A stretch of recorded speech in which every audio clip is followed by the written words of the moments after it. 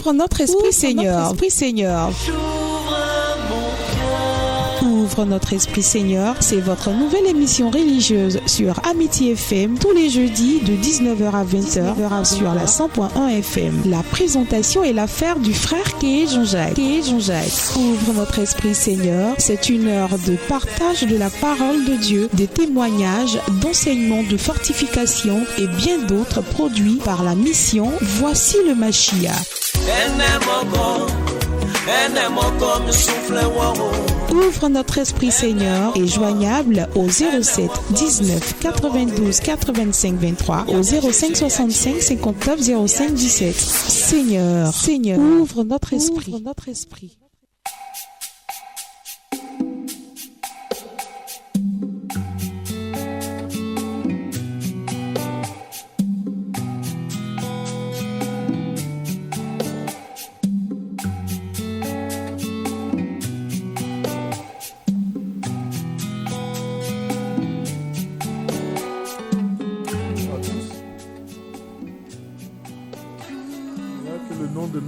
Seigneur soit béni.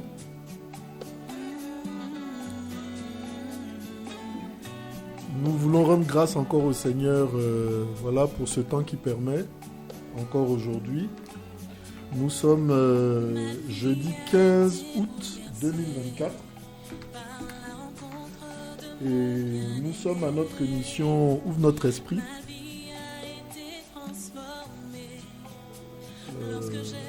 Et nous voulons rendre gloire au Seigneur, pour ce temps qu'il permet. Nous serons ensemble de 19h maintenant jusqu'à 20h.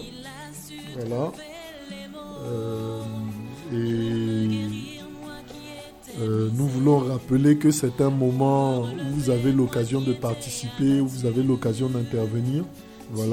Si vous avez des questions, si vous avez besoin d'éclairage. Et on veut pouvoir rappeler les numéros. Le 07 19 92 85 23 07 19 92 85 23 et le 05 65 59 05 17 05 65 59 05 17 ou par email, voici le Machia. Donc ces numéros sont WhatsApp, vous pouvez intervenir, vous pouvez poser des questions, si vous avez des préoccupations et tout, Alors, nous sommes à notre esprit, Seigneur. Nous nous appuyons sur Matthieu 24. Cet échange-là, justement, avec ces personnes-là qui rentraient sur le chemin d'Emmaüs, que le Père a rattrapé. Donc ces personnes-là qui sortaient de l'œuvre, qui sortaient de la mission, que le Seigneur a rattrapé en chemin, à qui il a parlé, et qui finalement, au lieu de sortir, de continuer leur course vers la sortie de l'œuvre, de la mission, sont retournés le jour même à Yerushalayim. Vous pouvez lire Matthieu 24, Matthieu 24, pour avoir plus d'éclairage. Je dis Matthieu 24, Luc 24, pour avoir plus d'éclairage sur ce passage-là.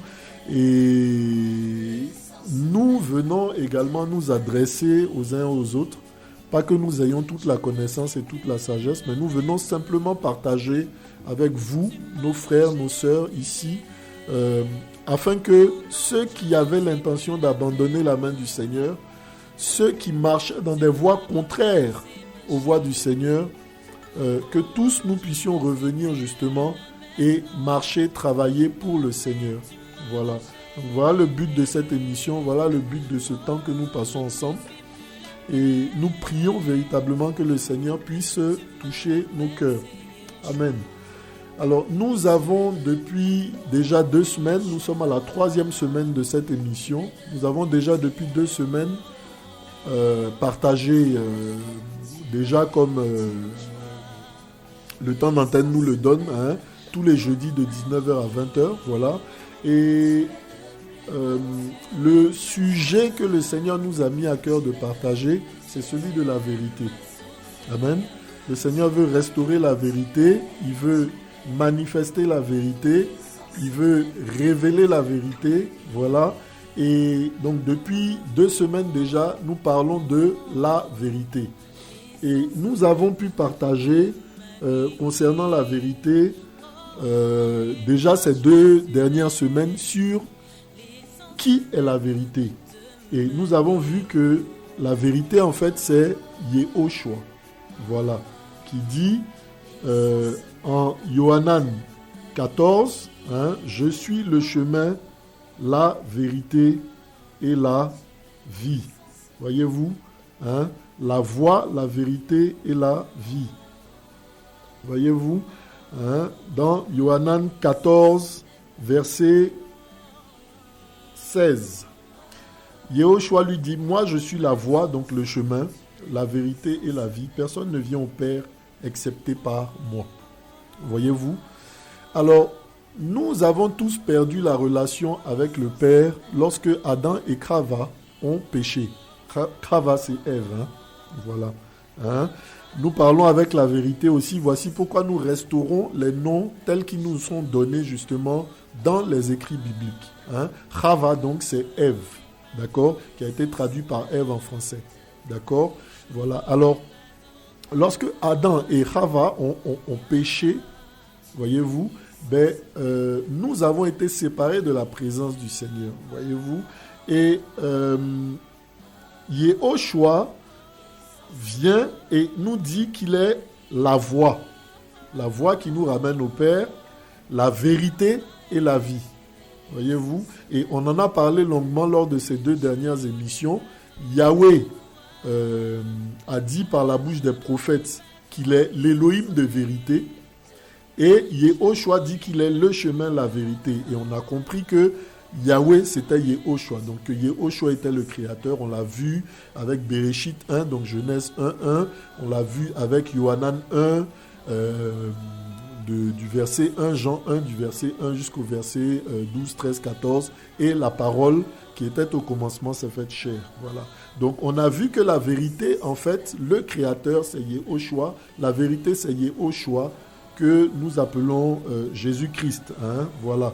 Et notre Yehoshua, justement, dit qu'il n'y a aucun moyen de venir au Père si ce n'est par lui. Voilà.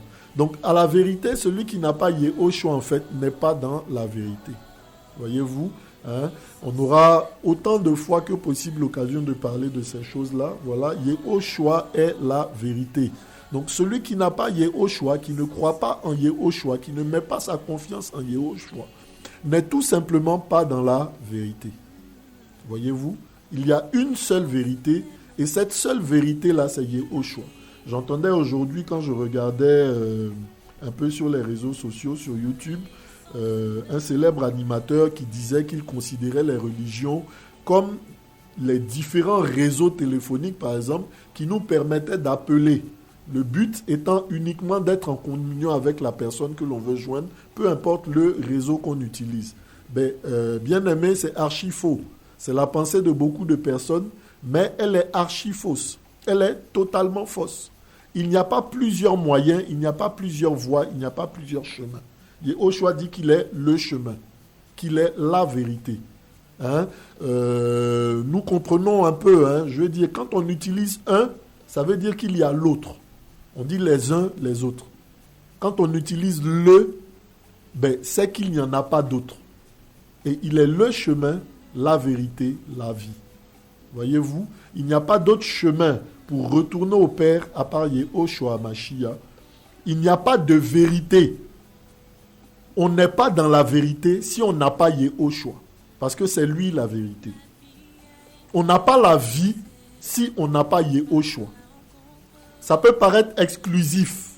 Ça peut paraître comme fermant la porte. Non, pas du tout.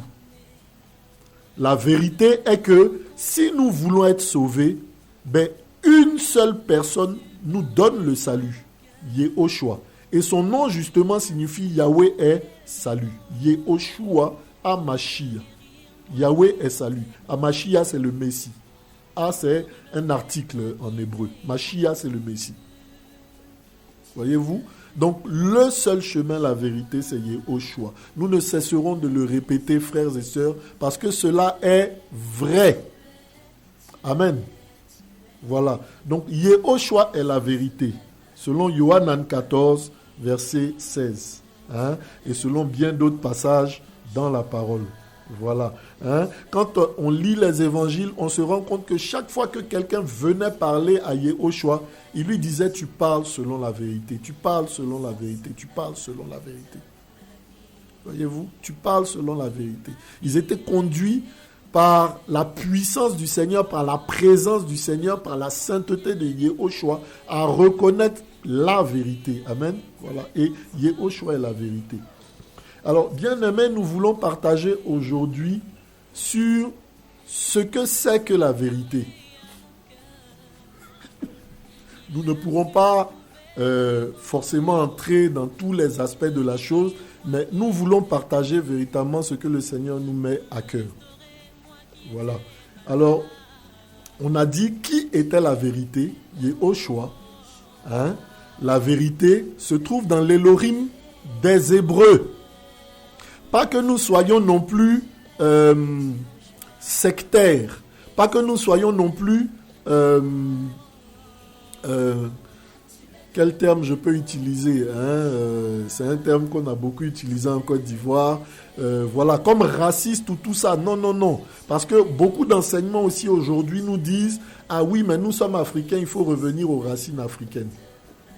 Voyez-vous, frères et sœurs, à la base, c'est un raisonnement qui est faux aussi, parce qu'à la base, il n'y avait pas d'Africains, il n'y avait pas d'Européens, il n'y avait pas d'Asiatiques et toutes ces choses-là. Nous étions un. Et dans ce un-là, justement, nous étions une nation. On va prendre ce passage-là. Merci, Seigneur. On veut aller vraiment rapidement. Merci, Seigneur. Voilà. Nous étions donc un seul peuple, une seule nation. Vous voyez, parlant tous la même langue et tout ça. Voyez-vous.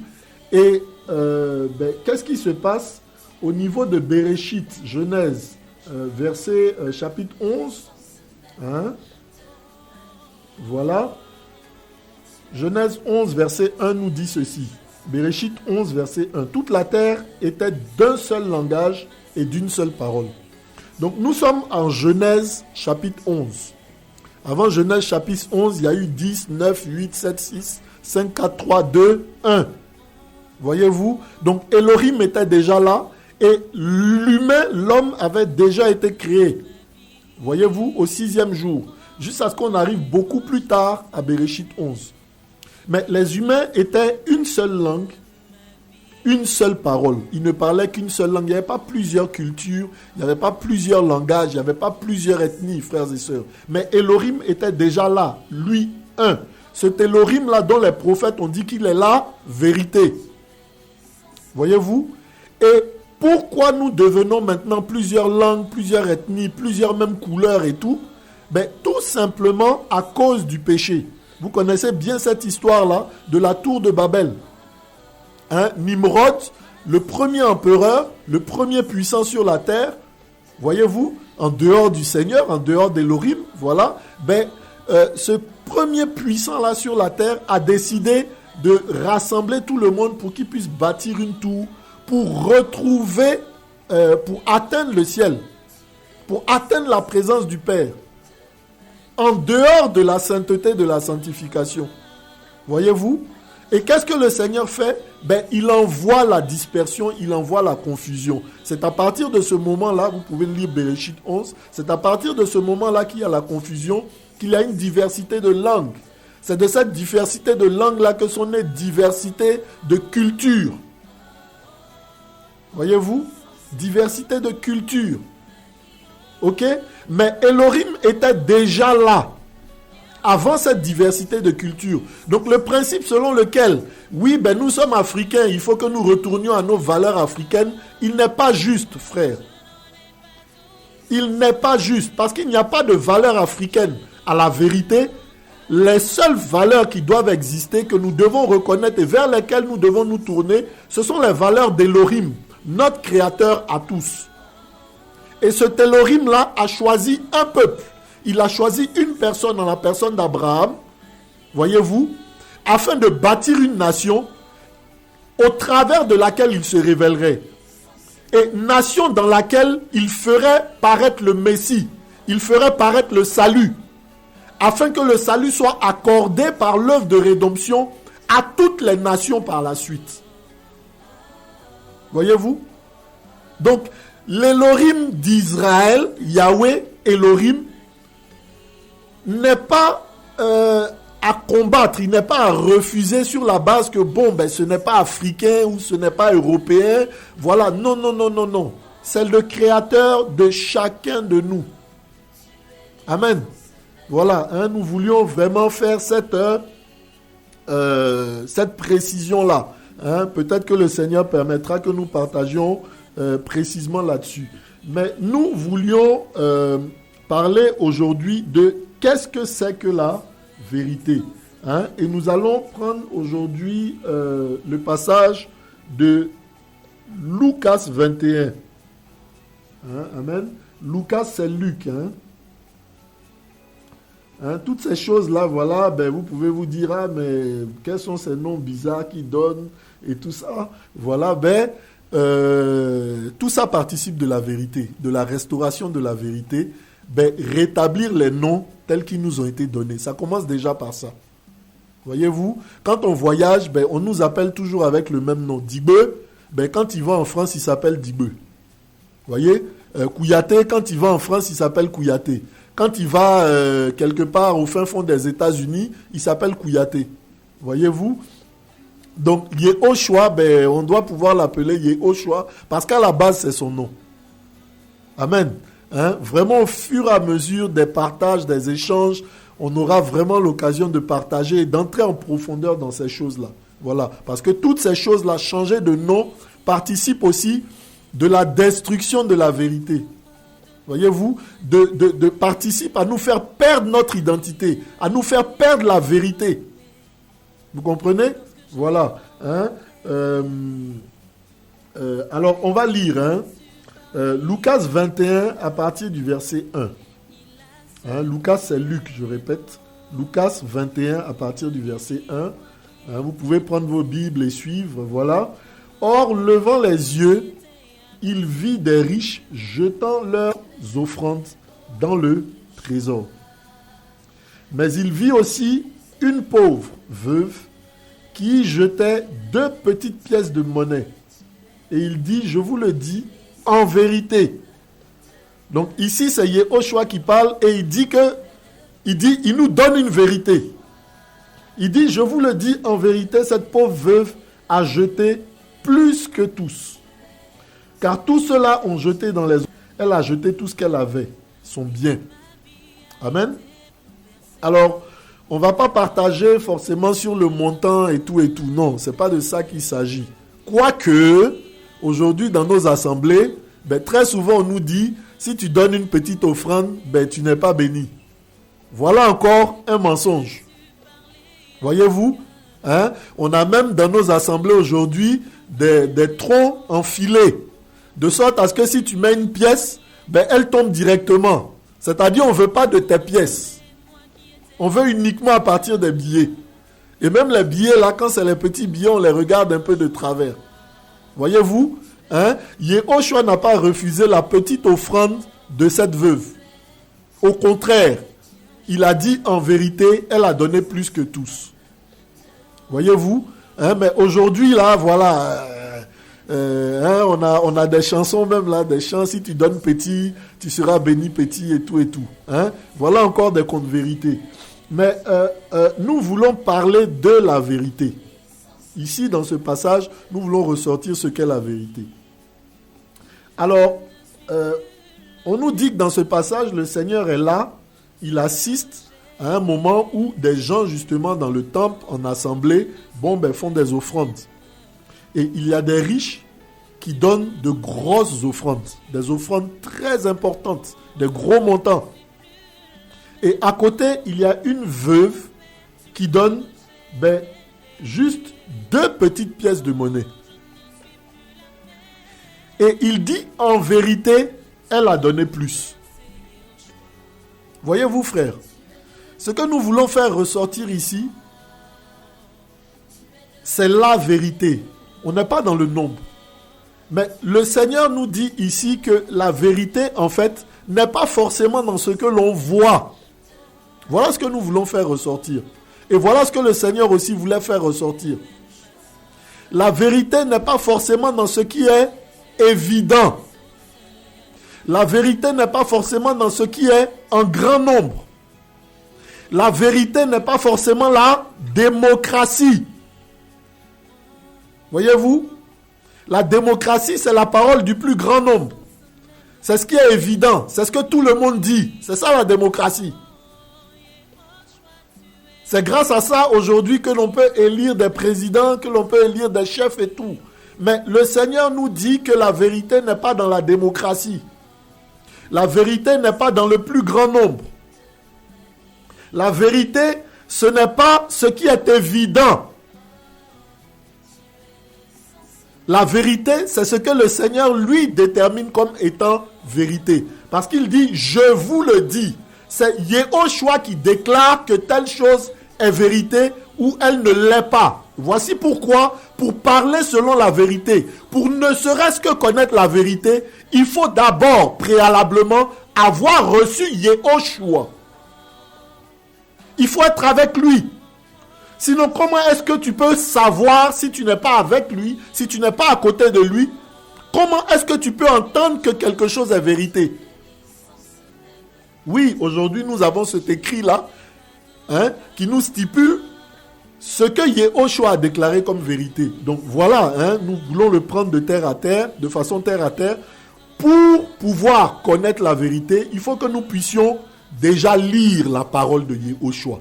Il faut que nous puissions entendre la parole de Yehoshua. C'est écrit au verset 3. Je vous le dis.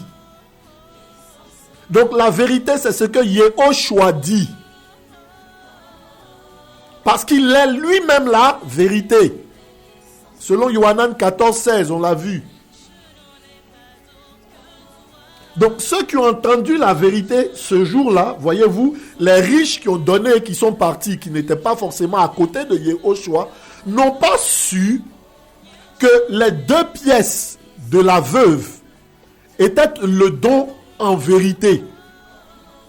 Ils ont dû continuer avec leurs grosses offrandes. Je ne suis pas en train de dire de limiter les offrandes à des petites offrandes et tout ça. Ce n'est pas ça le débat. Nous voulons parler aujourd'hui de la vérité. Ceux qui ont entendu Yehoshua dire « Je vous le dis en vérité » sont ceux qui étaient juste à côté de lui. Très souvent, nous voyons dans la parole Yehoshua qui parle au public, aux foules, aux closes, et qui par la suite, dans l'intimité, révèle les choses justement à ceux qui sont avec lui, à ses disciples. Et il dit ici, je vous le dis en vérité. Donc, frères et sœurs, pour connaître la vérité, il faut être en intimité avec Yehoshua. Il faut être disciple de Yehoshua. Il faut être proche de Yehoshua. Il faut être avec Yehoshua. Autrement, tu n'es pas dans la vérité. Dans le passage, les premières personnes qui ont versé ne savent même pas ce qui est la vérité, ne savent même pas qu'est-ce qui est vérité ou pas vérité. Elles ont versé, elles sont parties. C'est seulement celles qui étaient à côté de Yehoshua qui ont pu entendre, qui ont pu avoir la grâce de discerner. Donc, la capacité de discerner la vérité nous est communiquée par Yehoshua Mashiach, dans l'intimité avec lui. Comment peux-tu donc connaître la vérité si tu es loin de Yehoshua? Comment peux-tu donc connaître la vérité si tu ne le connais pas, si tu ne l'as pas reçu à la base, préalablement? Or, à ceux qui l'ont reçu, il a donné le pouvoir de devenir enfant d'Élohim, fils d'Élohim. Les fils ressemblent au Père. Les fils sont formés, ils sont bâtis justement avec ce qui est du Père, avec ce qui est de leurs parents. Et si Yehoshua, notre Père, est la vérité, ben, en le recevant, nous recevons en nous la vérité. Amen. Voyez-vous, tout tourne autour de lui. Tout revient à lui. Voici pourquoi il dit, dans les écrits, il est parlé de moi. Dans tous les écrits, il est question de moi. Amen. Voyez-vous? Et donc nous disions que la vérité n'est pas dans ce qui est en grand nombre. La vérité n'est pas ce qui est dans forcément ce qui est évident, ce qui saute aux yeux. Voyez? Ici, de façon évidente, on pouvait se dire, ah ben ceux qui ont donné beaucoup, ils ont donné beaucoup. Voilà. Là, le Seigneur est en train de nous dire carrément, je dis comme ça, hein, par exemple, 2 millions est inférieur à 2 pièces. Je ne sais pas si vous vous rendez compte. Et il dit que c'est ça la vérité. 2 millions, hein, si c'est ce que les riches ont donné, sont inférieurs aux 2 pièces que la veuve a données. Et aujourd'hui, frères et sœurs, nous voulons attirer vraiment notre attention sur ce qu'est la vérité, qui n'est pas ce qui se fait, ce qui se pratique par le grand nombre, qui n'est pas ce qui est du grand nombre. Amen. Mais la vérité, en fait, c'est la parole, la pensée de Yehoshua, l'esprit de Yehoshua. Parce que la pensée, ben, ce qui pense en nous, c'est notre esprit. Et ce que Yehoshua fait, ben, il nous communique son esprit lorsque nous devenons fils, lorsque nous devenons filles du royaume, enfants d'Élohim. Il nous communique son esprit, il nous communique sa façon de penser. De sorte que nous sommes maintenant animés par l'esprit de vérité, qui est son esprit. Nous l'avons vu, ce n'est pas une troisième personne. C'est lui-même en fait, parce que Yahweh est esprit, Elohim est esprit, mais qui s'est fait chair, qui est parti et qui est revenu à nouveau sous la forme de l'esprit, pour venir habiter cette fois-ci dans tous ceux-là qui mettraient leur confiance en Yehoshua HaMashiach. Amen.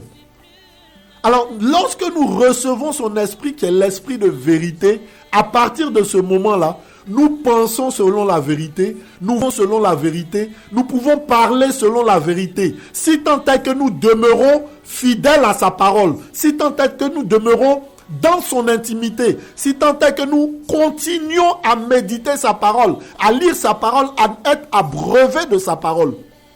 Amen. Voyez-vous? Et la vérité n'est vraiment pas dans le grand nombre ou dans ce qui est évident. C'est vraiment ça aussi que nous voulions ressortir ce matin. Hein? Et le Seigneur nous dit dans sa parole, hein, il nous dit concernant la vérité, hein, parce qu'il a dit qu'il est le chemin, la vérité et la vie. Voilà. Ben, il nous parle également, je suis en train de chercher le passage. Merci Seigneur. Voilà.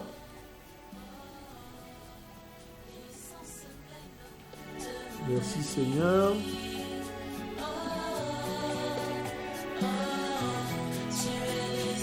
Voilà.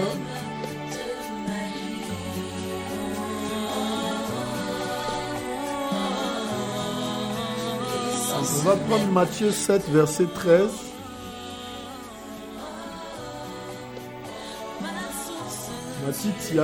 Matthieu 7, verset 13. Voilà.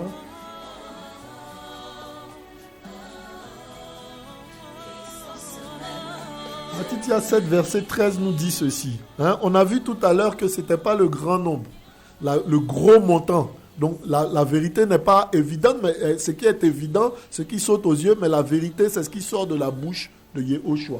C'est ce qui est la pensée de Yehoshua. C'est ce qui est l'appréciation de Yehoshua. C'est ça la vérité.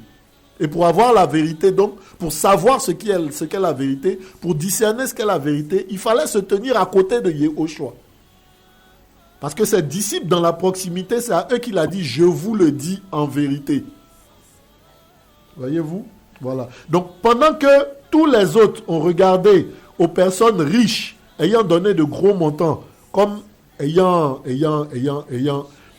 donné vraiment ce qui était important, ayant donné beaucoup d'argent, ben, en vérité, le Seigneur disait, c'est juste les 2 pièces-là. Les 2 pièces-là sont plus importantes que, justement, les gros montants qui ont été donnés. Hein? Et un autre aspect de la vérité, toujours dans la même veine, hein? En Matthieu 7, verset 13, Matthieu 7, 13, Yehoshua pouvait dire, entrez par la porte étroite, parce que large est la porte et spacieuse est la voie qui mène à la perdition. Et il y en a beaucoup qui entrent par elle. Voyez-vous? Beaucoup entrent par la voie de la perdition. Elle est large et spacieuse. Voyez-vous? Elle est large et spacieuse. Elle est comme sautant aux yeux. Elle est comme évidente. Elle est comme le premier chemin qu'il faut prendre, le chemin le plus évident. C'est-à-dire des 2 chemins qu'on a en face là, devant soi, ben, le chemin en fait de la perdition, de la mort, du mensonge, est le chemin le plus évident à prendre, le plus large à prendre, le plus spacieux. Voyez-vous? Hein? Et il y en a beaucoup qui entrent par elle. On parlait tout à l'heure de la vérité qui n'est pas dans le grand nombre, ou bien dans le gros montant, ou bien dans la pluralité. Voyez-vous? Hein? Parce qu'étroite est la porte et retrécit la voie qui mène à la vie, et il y en a peu qui la trouvent. Voyez-vous? Il y en a peu qui la trouvent. Alors, qu'est-ce qu'on trouve? Ben, on trouve une chose qu'on cherche. Frères et sœurs, en fait, la vérité, elle se cherche. Et elle se cherche auprès de qui? Ben, elle se cherche auprès de Yehoshua. La vérité se cherche. Elle n'est pas l'évidence. Elle n'est pas comme tout le monde fait, donc c'est vrai. Parce que beaucoup sont égarés aujourd'hui dans les nations à cause de cette compréhension-là. Comme tout le monde prie de cette façon-là, alors ça veut dire que c'est juste. Comme tout le monde fait de cette façon-là, alors ça veut dire que c'est juste. Comme tout le monde prie comme ça, comme tout le monde fait comme ci et comme ça, alors ça veut dire que c'est juste. Frères et sœurs, Yehoshua est en train de nous parler ce soir, dans l'intimité, pour nous dire que ce n'est pas tout ce que nous voyons faire par le plus grand nombre qui est la vérité.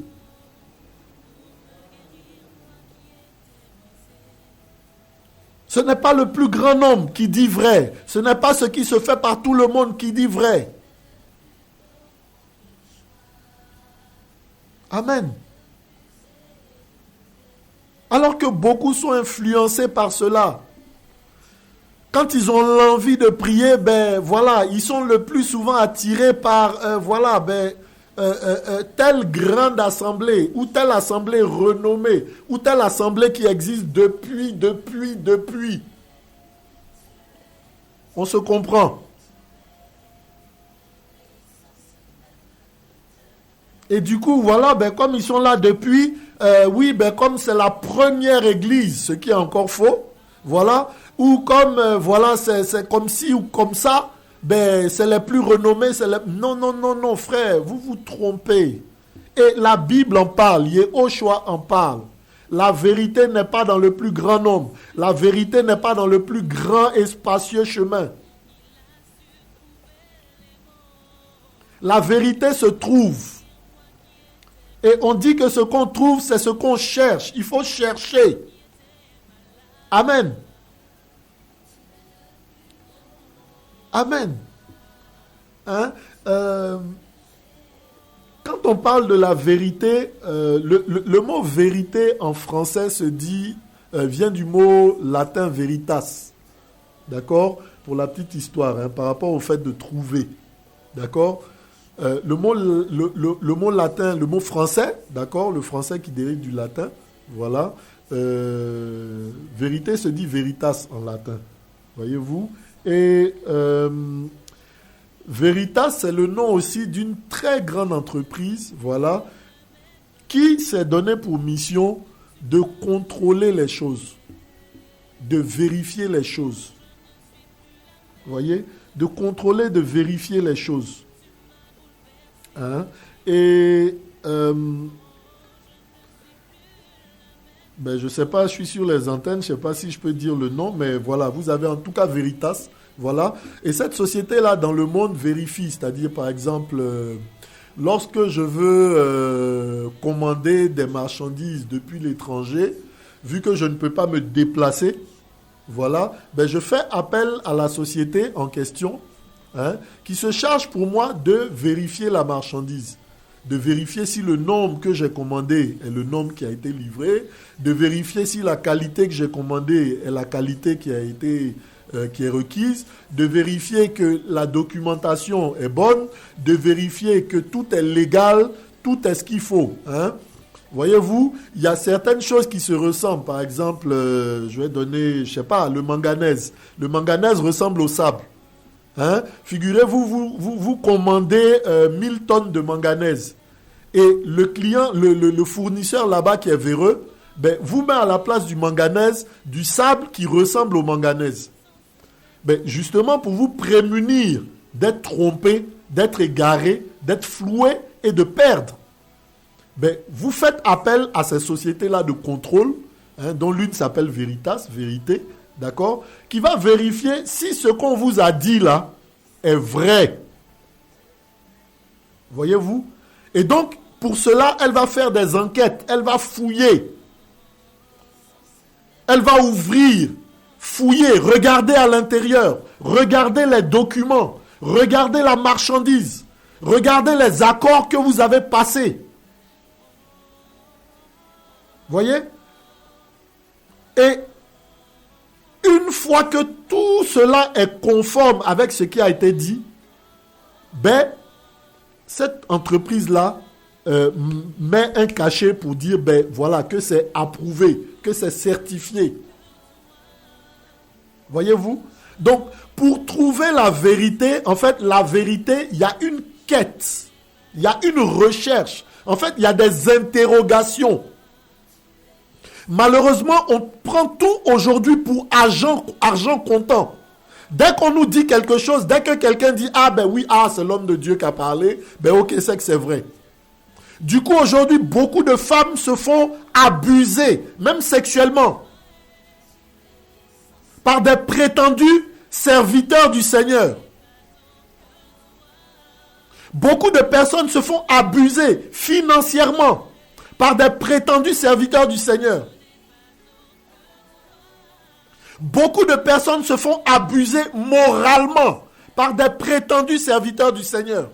Mais laissez-moi vous dire, frères et sœurs, devant le Seigneur au jour du jugement, on n'aura pas l'occasion de dire « c'est celui-là qui m'a trompé ». Ça ne passe pas. Lisez les premiers chapitres de la Bible. Lorsque Adam et Chava ont péché, le Seigneur est venu demander à chacun.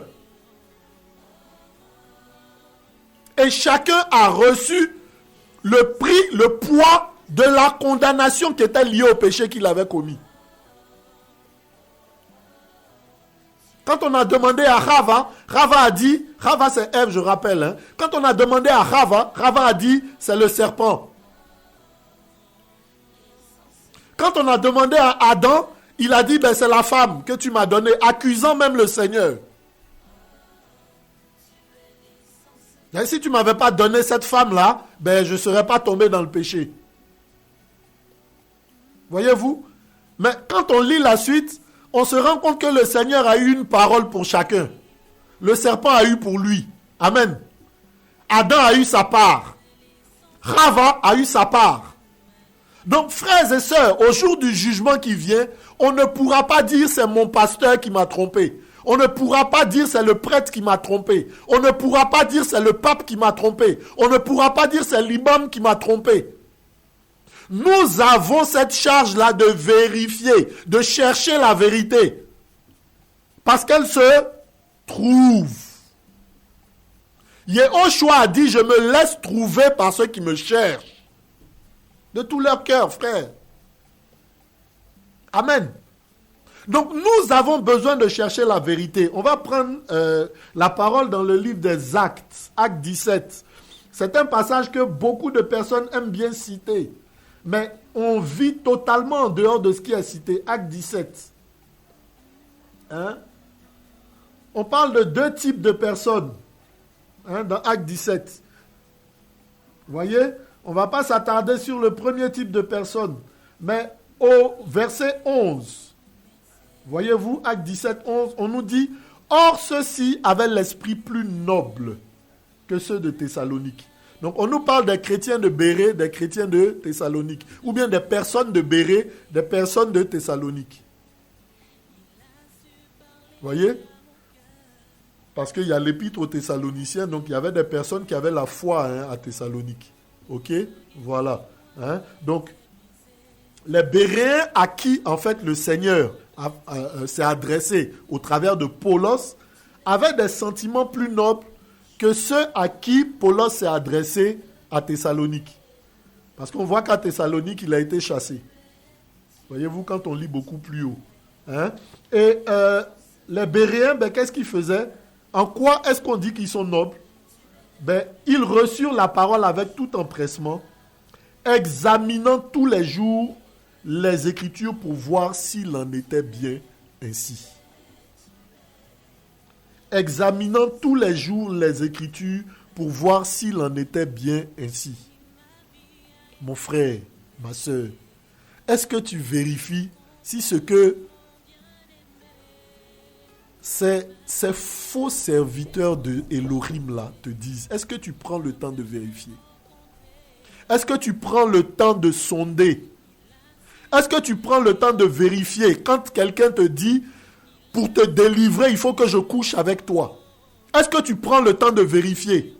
Si Yehoshua, une fois, a couché avec quelqu'un pour chasser des démons, est-ce que tu prends le temps de vérifier?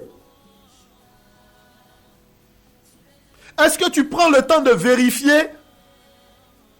Quand on te dit, il faut que tu donnes de l'argent pour ta délivrance, est-ce que tu prends le temps de vérifier? Est-ce que le brigand à la croix, pour avoir le salut, a donné 5 francs? Est-ce qu'il a donné une seule pièce? Il a simplement cru. Il a simplement mis sa confiance en Elohim. Est-ce que tu prends le temps de vérifier?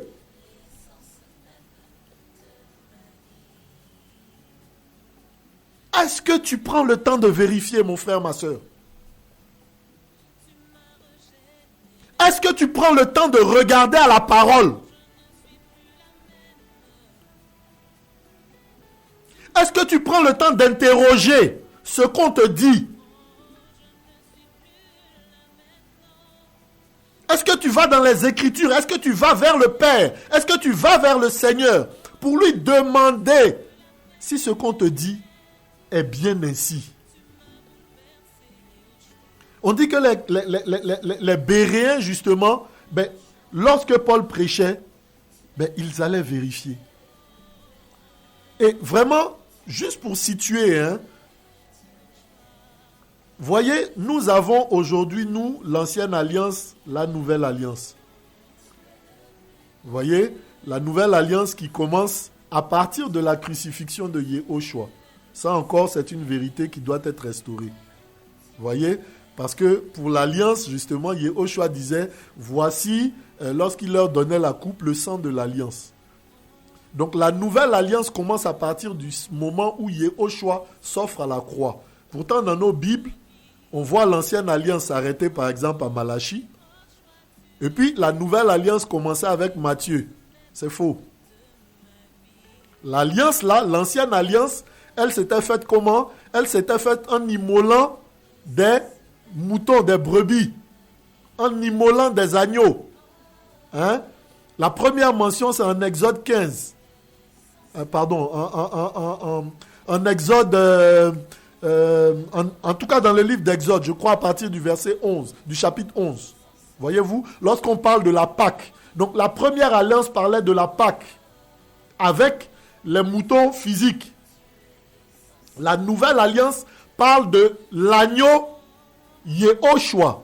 Yohanan disait de lui, en l'indiquant à ses disciples qui étaient avec lui, voici l'agneau qui ôte le péché du monde. Donc la nouvelle alliance commence avec l'offrande de Yehoshua à la croix, son sang qui verse, qui coule à la croix. Elle ne commence pas avec Matthieu 1:1. Non. Elle commence à partir de la croix, la nouvelle alliance. Jusqu'à la croix, nous sommes dans l'ancienne alliance. À partir de la croix, nous sommes dans la nouvelle alliance. Nouvelle alliance dans le sang et dans la chair de Yehoshua. Voyez-vous? Et tous les écrits de la nouvelle alliance, une partie des évangiles, enfin les évangiles aussi avec les évangiles, voilà, et tous les livres après sont parus longtemps après la crucifixion, longtemps après que le Seigneur soit monté aux cieux. Longtemps après l'ascension, pas l'assomption, là encore. Voyez-vous, longtemps après l'ascension de Yehoshua, la montée de Yehoshua aux cieux. Voyez-vous, Et donc, quand on parle des chrétiens de Bérée qui sondaient les Écritures, ils n'avaient pas toute la nouvelle alliance. Ils n'avaient pas les épîtres. Voyez, ils sondaient en fait dans l'ancienne alliance si ce qu'on disait de Yehoshua concordait avec l'ancienne alliance, concordait avec ce qui leur avait été donné. Ils fouillaient. Tout comme le fait cette société-là dont on avait parlé, pour certifier. Frère, la vérité, là, elle se certifie. La vérité, elle se cherche et elle se trouve. Voyez-vous? La vérité, on fouille, on regarde, on interroge, on sonde. Voici pourquoi on parle dans la Bible de sonder les Écritures, afin de déterminer les choses. Aujourd'hui, nous ne sondons plus les Écritures. Nous ne sondons rien. Tout ce qui nous est prêché, tout ce qui nous a annoncé, tac, oui, c'est bon. Quelqu'un se lève un matin pour dire, oui, bon, ben, il faut goûter les sœurs. Oui, c'est vrai. Quelqu'un se lève un matin pour dire, oui, il faut goûter les femmes. Oui, c'est vrai. Mes frères, l'Église aujourd'hui a un problème. Nous avons besoin de retourner à la vérité. Nous avons besoin de retourner à la vérité parce que nous sommes sauvés par la vérité. On va prendre 2 Thessaloniciens 2. Merci Seigneur. 2 Thessaloniciens 2. 2 Thessaloniciens 2, à partir du verset 9. On parle de la perdition. Et on parle du salut. Lui dont la parousie, on parle de l'antimachia, lui dont la parousie est selon l'efficacité de Satan, avec toute puissance, avec des signes et des prodiges de mensonges. Voyez-vous? Et avec toutes les séductions de l'injustice pour ceux qui périssent, parce qu'ils n'ont pas reçu l'amour de la vérité pour être sauvés. Frères, nous sommes sauvés parce que nous aimons la vérité. Si tu n'aimes pas la vérité, si tu ne cherches pas la vérité, tu ne seras pas sauvé. Nous avons besoin de fonder nos vies sur la vérité. La vérité, c'est le rocher, c'est Yehoshua. Yehoshua est le rocher. La vérité est ce qui nous maintiendra fermes.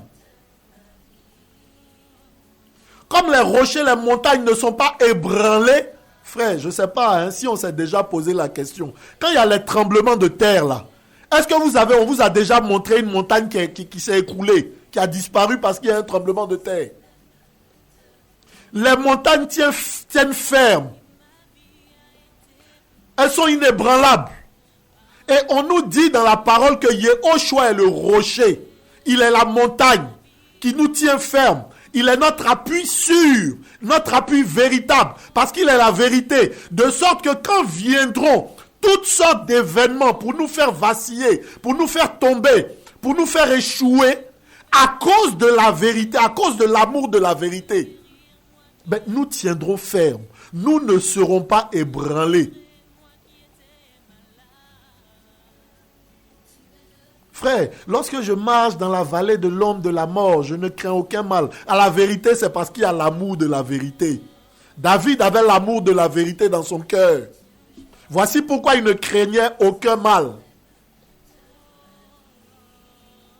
Parce qu'il était affermi. Amen. À cause de la vérité. Paulos nous dit, il dit aux Thessaloniciens, voilà, l'amour de la vérité. Les Thessaloniciens dont on parlait tout à l'heure dans Acte 17.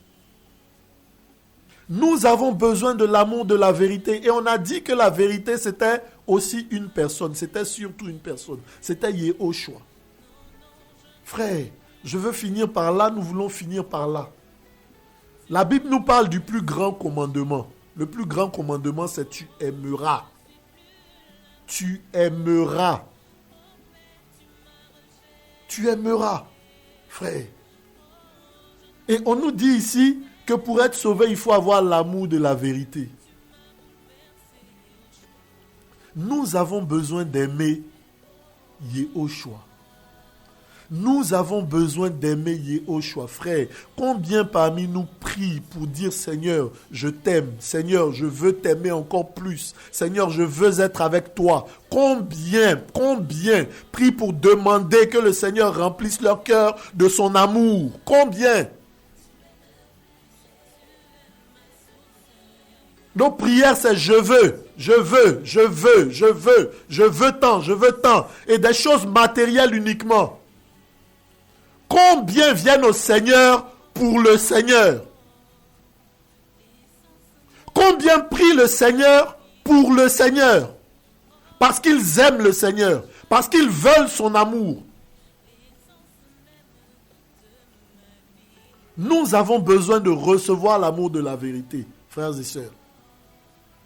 Si nous ne savions pas comment prier par le passé, si nous ne savions pas vers quoi orienter nos prières, voici un sujet, frère. Demandons au Seigneur de nous donner son amour, de nous remplir de son amour. Parce que c'est grâce à l'amour du Seigneur que nous pourrons braver. Regardez, quand vous lisez Shir Hashirim, Cantique des Cantiques, ben, voyez la Sunamite là, qui brave tout, tout simplement parce qu'elle aime son époux, parce qu'elle aime son bien-aimé, qui parle de son bien-aimé aux autres, au point où les autres lui disent, mais qu'est-ce que ton bien-aimé a de plus que les autres? Et elle se met à parler de lui. C'est l'amour, frère, le plus grand commandement. Tu aimeras Elohim, tu aimeras Yehoshua. C'est ça la vérité, frère. Nous devons aimer Yehoshua. Nous devons demander son amour. Parce que ceux qui n'ont pas l'amour de la vérité ne tiendront pas dans les temps qui viennent. Déjà, ils ne tiennent pas. Mais nous savons que les temps qui arrivent là sont encore plus difficiles. Nous avons besoin de l'amour de la vérité pour tenir. Amen. Amen. Lorsque Pétros a renié le Seigneur, lorsqu'il a renié le Seigneur 3 fois avant que le coq ne chante, Yehoshua n'est pas venu pour discuter, compliqué, pour lui dire « mais je t'avais dit », pour lui dire « mais je t'avais prévenu », tout ça, non. Il lui a posé la même question 3 fois, m'aimes-tu? Frères, sœurs, est-ce que nous aimons le Seigneur? Est-ce que nous aimons la vérité? Est-ce que nous recherchons la vérité?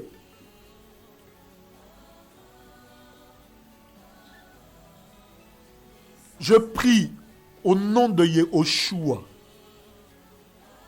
que notre vision change, que nos pensées changent, que nos cœurs soient affectés, touchés, que nos pensées soient renouvelées et que nous nous tournions véritablement vers ce qui est important, primordial, essentiel, la recherche de la vérité. Nous aurons l'occasion de parler de beaucoup de choses, de beaucoup de fausses doctrines. Nous partagerons, c'est pour ça que nous sommes là avec vous. C'est pour ça que nous prenons ce temps, que le Seigneur permet ce temps d'antenne. Et nous partagerons de plus en plus. Mais nous voulons vous encourager, ouvrir vos yeux vers la vérité. Yehoshua est la vérité. Amen. Que le nom de notre Seigneur soit béni.